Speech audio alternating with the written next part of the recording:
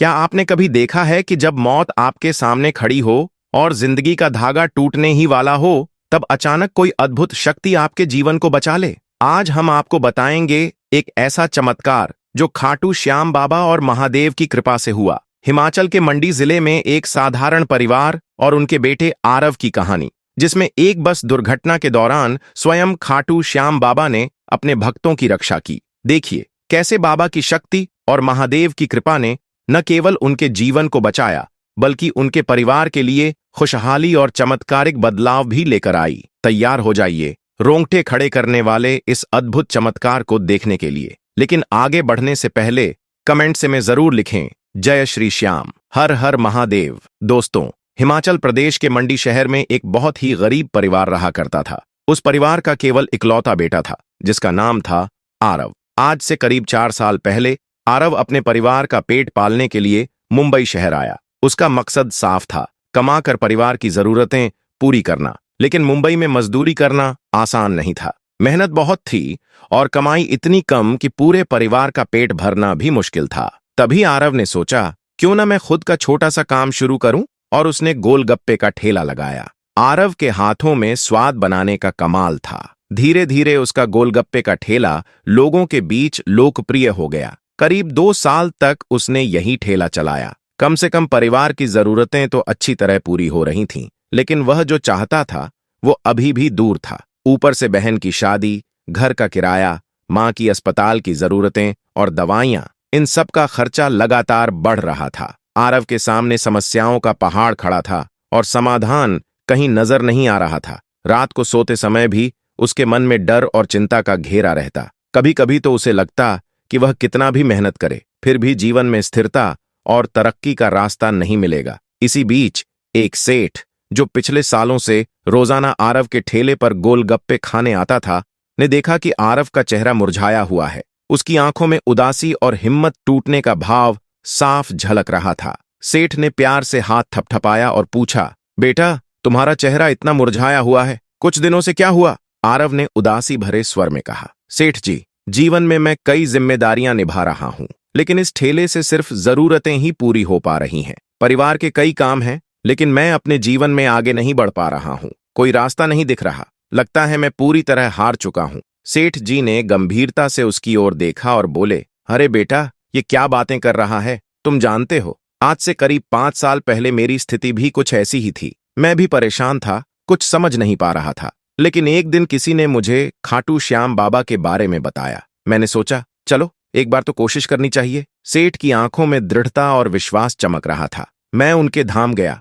बाबा के सामने सच्चे मन से अर्जी लगाई और बस मेरा जीवन बदल गया। तभी मुझे समझ आया कि अगर मन में सच्चा विश्वास और भक्ति हो तो भगवान हर मुश्किल को आसान कर देते हैं। तुम भी जा बेटा, खाटू श्याम जी के मंदिर जाओ, बाबा के दर्शन करो, अपने मन से उन्हें याद करो। वहां जाकर तेरा भी काम जरूर बनेगा। आरव ने सेठ की बात मान ली। उसने एक दिन की दुकान की छुट्टी ली और खाटू श्याम मंदिर दर्शन के लिए निकल पड़ा। मंदिर जयपुर के पास था, लेकिन आरव का मन ज्यादा उत्साहित नहीं था। वह सोच रहा था, शायद कोई सामान्य भगवान का मंदिर होगा, मैं बस माथा टेक कर आ जाऊंगा। लेकिन जैसे ही वह खाटू नगरी में कदम रखा, जिस खाटू श्याम बाबा को वह पहले नहीं जानता था, अब शहर में कदम रखते ही उसकी आंखों में अनजाने में आंसू छलकने लगे, मानो वह सालों से बिछड़े अपने पिता के पास जा रहा हो। उसकी भावनाओं का पलटाव देखकर ऐसा लग रहा था कि जैसे उसके मन का हर बोझ उसी क्षण हल्का हो गया हो। आरव का मन उस समय भावनाओं से भर गया था। जैसे जैसे वह मंदिर के पास पहुंचा, आसपास के लोग जोर जोर से हारे के सहारे की जय के नारे लगा रहे थे। मंदिर की गलियों में फैली इत्र की खुशबू, घंटों की मधुर ध्वनि और भक्तों का जोश उसे अंदर ही अंदर बहुत मोहक लग रहा था। वह कदम कदम पर भावुक हो रहा था। उसकी सांसें तेज हो गई थीं और दिल धड़क रहा था। और जैसे ही वह बाबा खाटू श्याम के मंदिर में पहुंचा, उसकी नजरें सीधे खाटू श्याम बाबा पर टिक गईं। बाबा की प्रतिमा पर पड़ते ही उसके भीतर एक अजीब शांति और सुकून का अनुभव हुआ, जैसे कि सारे दुख, सारे डर, सारी निराशा एक क्षण में गायब हो गई। उसकी आंखों से अनवरत आंसू बहने लगे। उसका मुंह एक शब्द भी नहीं बोल पा रहा था।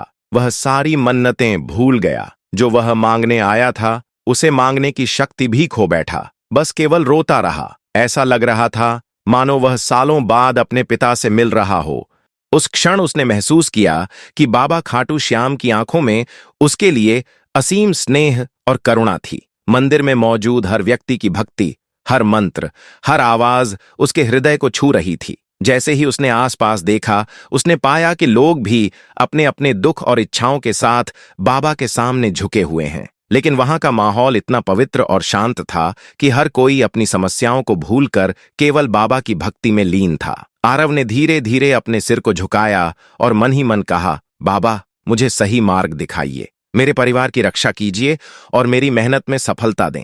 वह शब्द बोल भी नहीं पा रहा था, लेकिन उसकी आत्मा से निकलती पुकार सीधे बाबा के हृदय तक पहुंच रही थी। उस समय उसे ऐसा लगा कि बाबा ने अपनी दृष्टि से उसके जीवन की हर चिंता को छू लिया और उसे नया जीवन देने का वचन दे दिया। आरव वहीं कुछ देर खड़ा रहा, अपनी भावनाओं को संभालते हुए। वह जान गया था कि अब उसके जीवन में कुछ अद्भुत होने वाला है। उसके भीतर विश्वास और भक्ति की एक नई आग जगी थी और यही पल उसकी जिंदगी का सबसे महत्वपूर्ण मोड़ बन गया। कुछ लम्हों तक बस बाबा को निहारते हुए वह वहीं खड़ा रहा। तभी मंदिर के सुरक्षा कर्मियों ने उसे आगे जाने के लिए कहा। बाहर आते ही वह खुद को संभाल नहीं पा रहा था। उसने तुरंत सेठ को फोन लगाया और कांपती आवाज में कहा, आज मुझे तो मेरे पिता के दर्शन हो गए, लेकिन मैं अपने लिए कुछ मांग नहीं पाया और न ही अपने परिवार के लिए कुछ। सेठ ने आरव को समझाया, देख बेटा, यह केवल तेरे साथ नहीं हुआ, वहां जाने वाले हर श्रद्धालु के साथ यही होता है। लोग वहां कुछ मांगने नहीं जाते,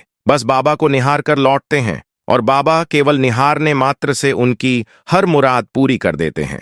आरव ने जैसे ही अगले दिन अपना गोलगप्पे का ठेला खोला, नगर निगम वाले वहां आ पहुंचे और बोले, कल से यहां ठेला नहीं लगाया जा सकता। यह सुनते ही आरव के पैरों तले जमीन खिसक गई। उसने सोचा, मैं तो खाटू श्याम बाबा के पास अपनी तरक्की के लिए गया था, लेकिन बाबा ने तो यह क्या कर दिया। अब मेरा ठेला ही यहां नहीं लगेगा तो मैं कमा के खाऊंगा क्या। उसका सब कुछ उजड़ गया लग रहा था। वह मन ही मन बाबा श्याम को कोस रहा था, लेकिन अगले ही दिन स्थिति ने उसे सोचने पर मजबूर कर दिया। उसके पास अब ठेला लगाने के लिए जगह नहीं थी। पेट पर लात पड़ रही थी और परिवार भूखा रह जाएगा अगर वह काम ना करे। सामने बस एक ही विकल्प था, चारा ही चारा। इतने में एक भला दुकानदार पास आया और आरव को सलाह दी, बेटा, तुम अपना ठेला कॉलेज के पीछे लगा लो, वहां नगर निगम तुम्हें परेशान नहीं करेगा और तुम आसानी से अपना ठेला चला पाओगे।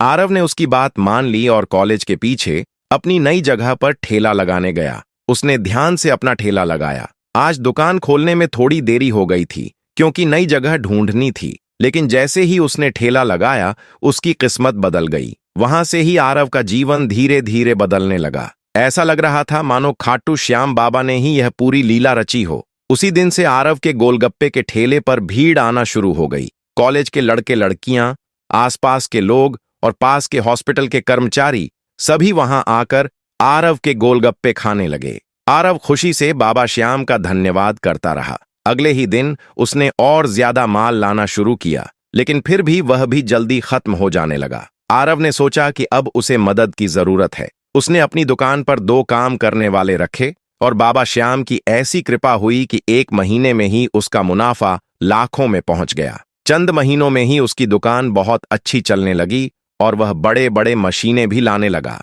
ग्राहकी इतनी बढ़ गई कि उसने पास में ही किराए की एक दुकान ले ली। महीने का 20,000 रुपए वह किराए में दे रहा था, लेकिन मुनाफा लाखों में होने लगा। बाबा श्याम की कृपा से उसकी पूरी जिंदगी ही बदल गई थी। करीब 1 साल के भीतर ही उसने अपनी बहन की शादी कर दी और अपने ही शहर में घर भी ले लिया। इतने बड़े बदलाव के बाद आरव ने सोचा कि अब तो बाबा श्याम के दरबार जरूर जाना चाहिए। उसने अपने पूरे परिवार से कहा, तैयारी कर लो, अब हम खाटू श्याम बाबा के मंदिर जाएंगे।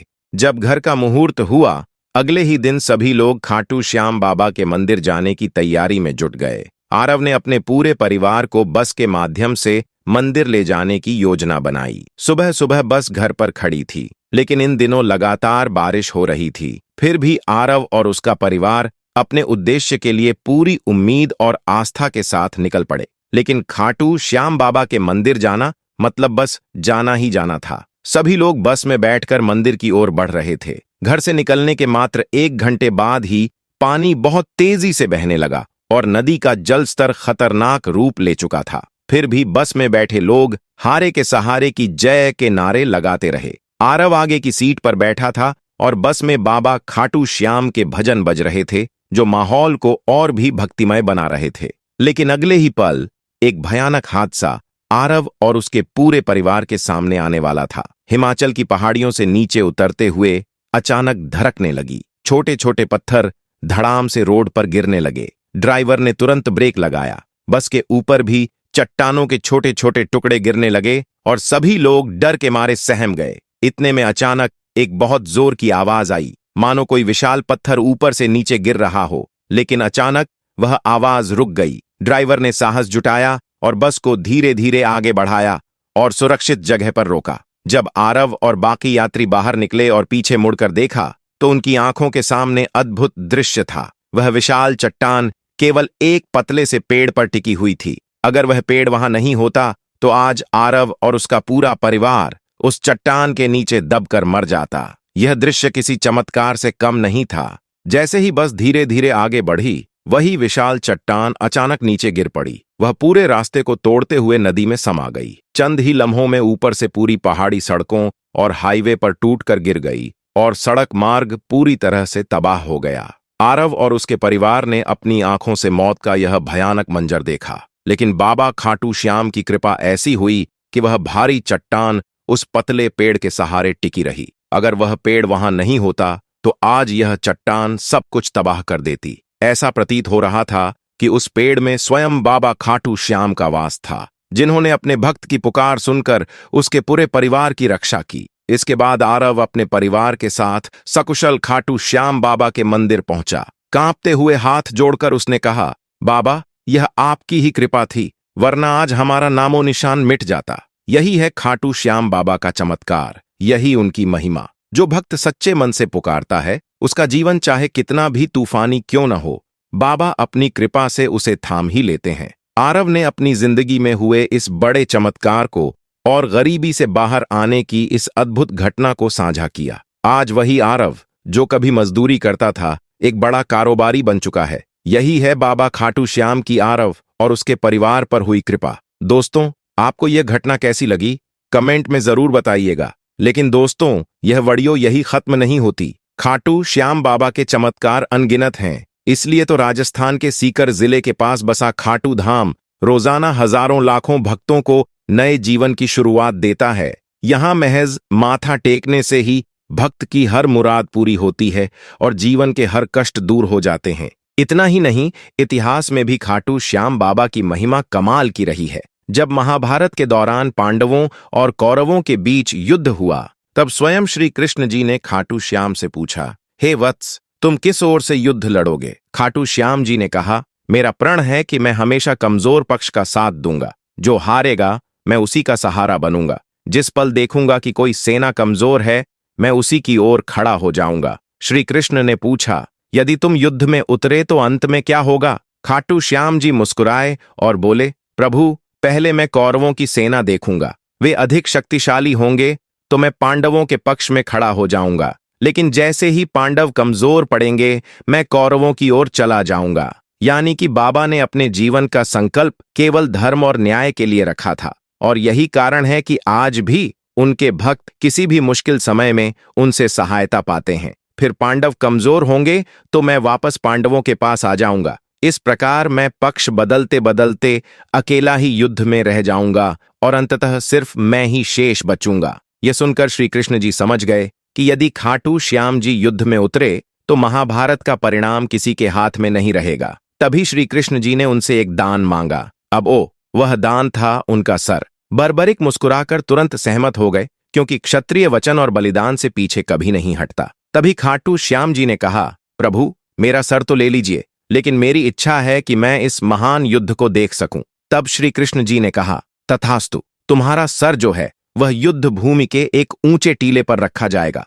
और तुम संपूर्ण महाभारत युद्ध को अपनी आंखों से देखोगे। युद्ध के बाद महाभारत का 18 दिन का युद्ध समाप्त हुआ। पांडवों के मन में जिज्ञासा हुई, आखिर इस युद्ध को जीतने वाला कौन था? तो वे बर्बरिक के सर के पास पहुंचे और पूछा, तुम्हारी दृष्टि में विजय कौन है? तब बर्बरिक अर्थात खाटू श्याम जी ने उत्तर दिया, मैंने संपूर्ण युद्ध देखा। हर जगह केवल श्री कृष्ण जी ही दिखाई दिए। कभी सुदर्शन चक्र घुमाते, कभी गधा उठाते, तो कभी अर्जुन के रथ के सारथी बनकर। विजय तो केवल श्री कृष्ण की हुई है, बाकी सब तो उनके हाथों की कठपुतली मात्र है। तभी श्री कृष्ण उनकी भक्ति और बलिदान से प्रसन्न हुए और उनको वरदान दिया कि कल युग में तुम मेरे नाम से पूजे जाओगे। जो तुम्हें सच्चे मन से याद करेगा उसकी मनोकामना पूरी होगी। जो मौत के मुंह से लड़ रहा होगा वहां पर तुम उनकी जान बचाने जाओगे। तुम्हें श्याम के नाम से यानी कि मेरे ही नाम से जाना जाएगा। और तभी आज खाटू श्याम के खाटू धाम में बर्बरिक यानी कि खाटू श्याम बाबा के रूप में पूजे जाते हैं। यही कारण है कि भक्त उन्हें कलयुग के कृष्ण और संकट मोचक के नाम से भी याद करते हैं। दोस्तों, खाटू श्याम बाबा की महिमा इतनी अद्भुत है कि यहाँ आने वाला हर भक्त केवल माथा टेक कर लौटता है, लेकिन उसकी सारी परेशानियां और बाधाएं मिट जाती हैं। बाबा अपने सच्चे भक्तों की रक्षा के लिए हर समय तैयार रहते हैं। चाहे जीवन में कितनी भी मुश्किलें क्यों न हो, संकट में कोई भी अटका हुआ क्यों न हो, श्याम बाबा उसकी हर मुश्किल को दूर कर देते हैं। यहाँ आने वाले भक्त अक्सर बताते हैं कि मात्र बाबा के दर्शन भर से ही उनका मन शांत हो जाता है। जीवन में खोया हुआ विश्वास, टूटते रिश्ते, आर्थिक परेशानियां, सभी कुछ बाबा की कृपा से ठीक हो जाता है। यही कारण है कि हर साल लाखों लाख भक्त यहाँ अपने दुख, संकट और इच्छाओं के साथ आते हैं और नए जीवन की शुरुआत करके लौटते हैं। अगर आपको यह कहानी और बाबा की महिमा पसंद आई हो तो वीडियो को लाइक करें, अपने दोस्तों और परिवार के साथ जरूर शेयर करें और हमारे चैनल को सब्सक्राइब करना ना भूलें। आप सभी को बाबा खाटू श्याम की कृपा सदैव प्राप्त हो। जय श्री श्याम। हर हर महादेव।